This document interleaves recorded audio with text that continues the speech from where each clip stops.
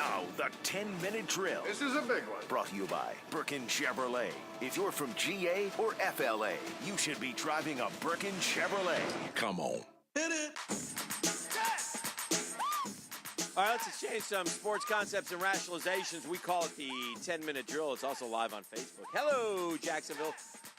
Daniel Murphy, by the way, broke his finger this weekend. Oh, no. He's on the DL, so... saw that he didn't, it wasn't in the box score yesterday. Best wishes to him. Hopefully he gets a tip of his index finger has a fracture. I was so out of pocket on the baseball. I was able to watch the basketball every night. But So he'll be out for a while.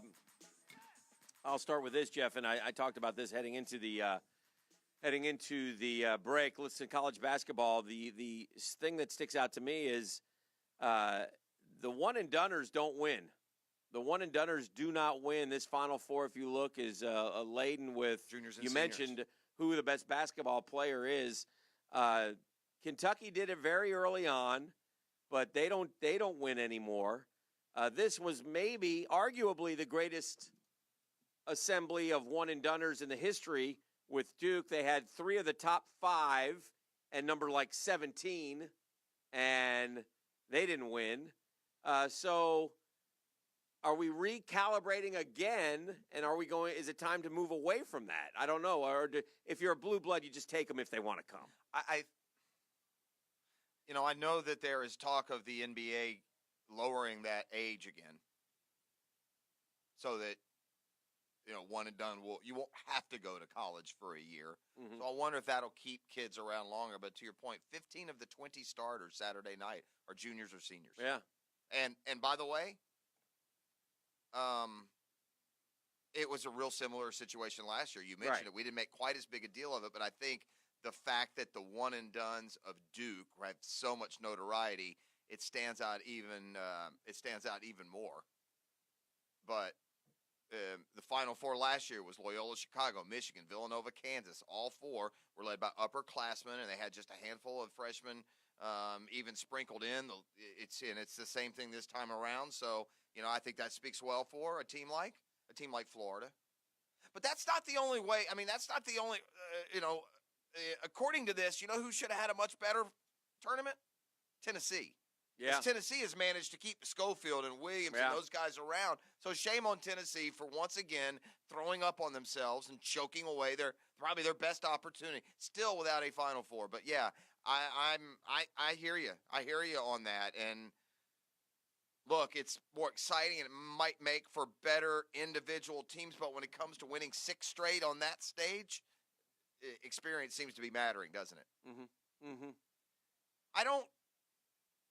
And look, we kind of got into this argument a little bit about the Jaguars and 8-8 is expected. I'll ask you right now, and as honestly as you can tell me, so you'd play the over? Would I play the over? Mm-hmm. Right now, let's see who they draft, but I hope so. Here's what shocks me about the over/under number. Uh-huh. Last year, at this time, the Jaguars were coming off a trip to the AFC Championship game. They nearly went to the Super Bowl. They won 10 games. Yeah. They won a division title, and their over/under number last year this time was 9. Yeah. They won, 5-6 games last year. Mm-hmm. They have lost tons of personnel, and their over/under number is 8. I think it shows the belief in the value of the name of your quarterback, because not much on this team has changed. I want to ask you this, too. Counting on health. I don't know if this deserves more time. But I think we're getting a false sense of security about this defense, Dan. I mean, the defense that dominated in 2017 is missing 6 major pieces.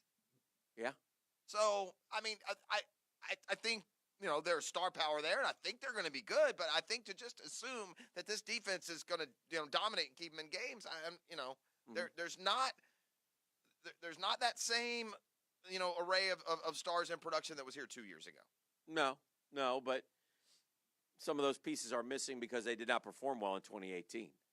So, listen, there's much work to be done, and they're going to have to do it in the draft. I mean, and free agency is fool's gold. We've pointed that out time and time again. But the hope is you hit on 1 or 2 of them, and if you do, then that helps. Certainly, you have Nick Foles. I'm not counting him, and then you're hoping that Jake Ryan can step in and be a huge contributor to the defense. He was playing really good football before an injury. You hope that Conley can take the next step and become a good receiver. You want to see more from the Swaim kid at tight end that you got from the Dallas Cowboys. So those are the kinds of things that you're hoping for if you're the Jacksonville Jaguars. And then, of course, you have to hit on home runs. I'm just more surprised that Vegas looks at it as a team that is only one loss worse than a year ago. That's fair. I thought this was a little bit odd to go back to the tournament for a second, but I watched this kid, Carson Edwards for Purdue. I believe that's his name. Mm-hmm. And he scored 42 points for Purdue. And yet I saw him catch a lot of flack on Twitter for some bad shots at the end. But he was making them. I mean, I don't know what else he's supposed to do. You got to make 10 threes.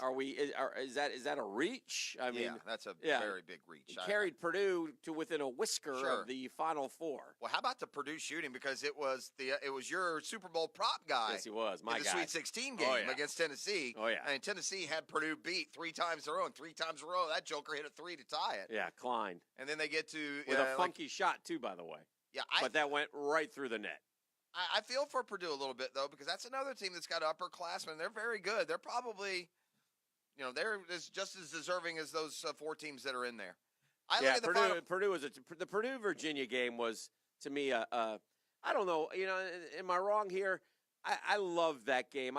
That, to me, is a game that symbolizes all that's well with college basketball. And then, I don't know, the CD AAU side of college basketball flares up a little bit with like Bruce Pearl and Cal and even Coach K. You shouldn't not leave Coach K out of this thing. He went and got all these great top players in the country. So it's that side of it. I go, we'll see. Yeah. Well.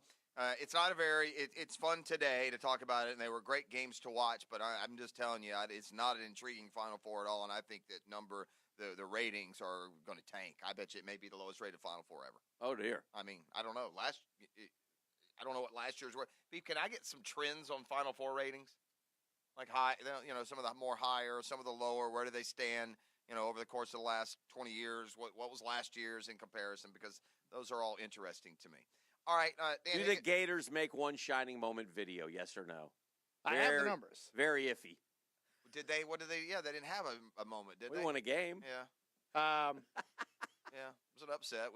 Last year was a TBS rotation. Yes. Which is also done by college basketball, especially now with all the cord cutting going on. Well, they should really go back to network. Hang on. It's not that dumb if those 3 networks are paying a combined $1 billion or whatever the heck they're paying for the rights. I just don't. But if it's dumb for and they know college basketball fans are going to find it, and so I don't think it's dumb. I do think though that the pendulum has swung back. Yeah. Network coverage is needed more again because there's so much cord cutting going on and people want to watch over the air. They've got their streaming services. They're not on cable like you and me or DirecTV like here in the studio. So many people are limited in the sports they can watch by network broadcasts. Since kind of spiking up in the 18, 19, 20 range in the late 90s, it's been steadily declining. Regardless of cable or broadcast. 9.2 rating last year on TBS for the title game. 9.2? 9.2. Average Is that viewership. The lowest ever? You see a lower one? I'm looking to see if there's a lower one that might be the lowest ever. Oh. I think that was a cable one. As for the previous year on CBS when it was UNC Gonzaga, that was a 13.2. Yeah, and that's the problem too. There's no Zion, there's no Kentucky, there's no North Carolina, and the casual fan needs those teams. I think. Anyway, shockingly, you talk about brand names, but the next lowest rated one I could find was UNC Michigan State in 2009. Was a 10.8. Well, the TV deal is phenomenal. It runs through 2032, and it's at a rate that'll eventually increase to more than $1 billion a year. So. No, I get it. I mean, but doesn't help us, the consumer. I mean, that's great for college basketball. Who, by the way, will share none of that money with anyone earning it. This is where we get into the end. The players don't get a penny of it. Like I said, I'm starting to shift on that a little bit. When I was just in the bathroom at a local watering hole, and I got like a Wisconsin player and a Michigan player, their likeness just, there for everyone to see to promote March Madness. That's wrong. Mm-hmm. Those should be actors, and let the school be there. But, use players' likenesses like that to promote things, and that's I don't think that's right. Major League Baseball began this weekend. Give me a couple tidbits that stood out to you. To me, besides the emergence of Big Pete Alonso at first base for the New York Metropolitans. That didn't. Well, what stood out to me in all reality is I wish it weren't my team on the other end, but the Phillies made all the splash in the offseason, and they came out of the gates living up to the promise. Yeah, that was one thing that I noticed. And by the way, I'll tell you this as a National East fan and observer. Look, you can debate how good of a player Bryce Harper is, but when he's not in the lineup, there's a sense of ease. Not through the opponent. Yes, if you're playing the Nats, and he's not coming, and he's not there, even though he's only hitting 220, doesn't matter. All right, there's a presence with Bryce Harper that now Philadelphia has and Washington doesn't. Well, and Philadelphia's presence got 2 home runs out of the guy this week. And he got 2 home runs out of him, and they won 3 straight to start. All right, so that jumped out at me. Yes.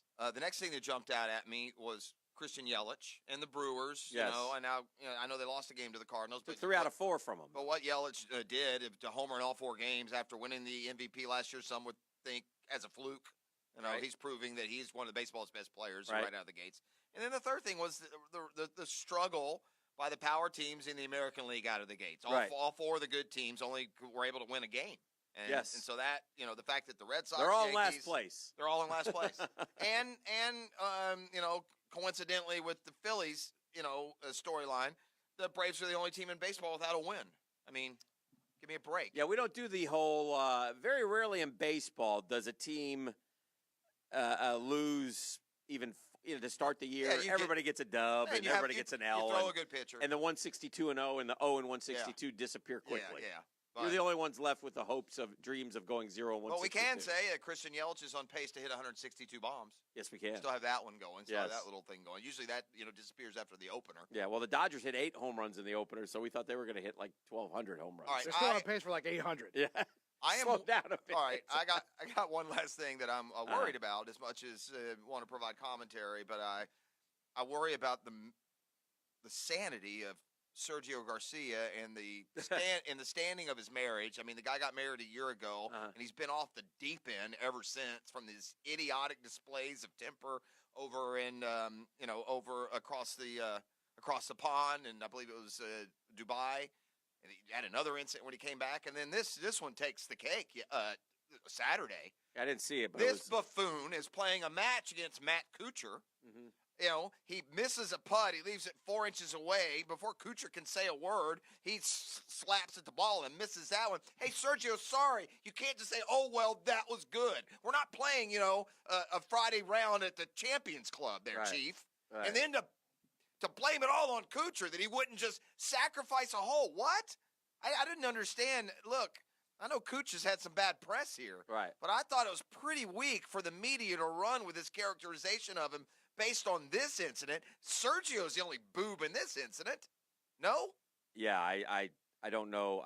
There was nothing he could do. Right. No. Kuchar. They didn't let him. He didn't give him a chance to say that's good. Right. He didn't give him a chance. Yeah. And once you do, and Kuchar said, "Hey, look, I was going to give him the putt, but he hit it. What are our options? Right. You're not allowed to not do it. But I'm sure not going to now give you a hole. Right. What? Right. Because you're the dodo who, first of all, putted it when you shouldn't have, and second of all, missed a 4-inch putt. No, I'm not going to concede a hole to you. Sorry. By the way, Kevin Kisner victorious yesterday. Kevin Kisner. Yeah, it was a big weekend for me in the fantasy league as I'm on a surge right now. Oh. Yeah. Oh, yeah. Oh. Don't you forget it. That's the 10-minute drill. Let's do caller number 5 at 641-1010. And what are they getting this week, B? It's a sweet prize pack this week, Dan. Our lucky winner is going to get a 4-pack of tickets to head out this weekend for the Jacksonville In-Water Boat Show out at Metro Park. Plus, they'll get a voucher for the 18-hole simulator with TrackMan and a beer at Coastal Indoor Golf. Wait a minute. So you get to go play a course and get a brew? And a brew. I like it.